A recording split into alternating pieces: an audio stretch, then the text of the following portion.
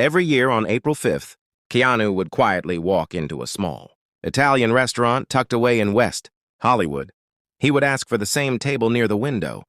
He always requested 2 seats, one for himself and one left untouched. No one ever dared to sit there.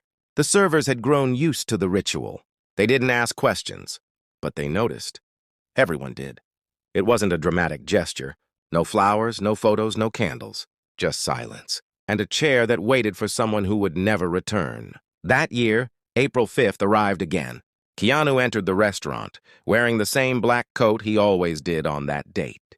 He sat down at his table, and the waiter, without asking, brought over 2 menus, placing one in front of the empty seat.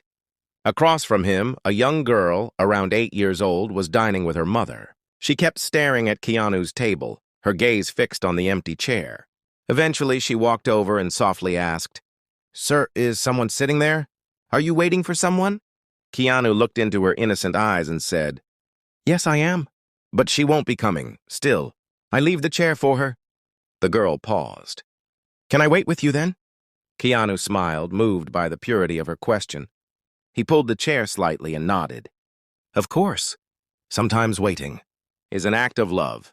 And for the first time, the empty chair wasn't just a symbol. It was shared. A year later, a modest ceremony was held in Los Angeles. Keanu stood under soft lights, facing a crowd filled with artists, grieving families and children. Behind him, a banner read, "The Empty Chair Foundation, in loving memory of Jennifer Syme." The foundation's mission was simple, to help people heal through memory, love, and storytelling. At the entrance stood a white chair engraved with, "Losing someone isn't about forgetting them.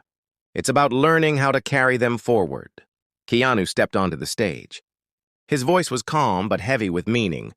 "Every year I saved a chair, not because I expected someone to arrive, but because I wanted to keep love alive.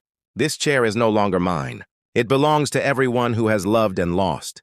People approached the chair. Some touched it, some cried. Others just stood in silence. Later that evening, Keanu sat alone in the foundation's garden.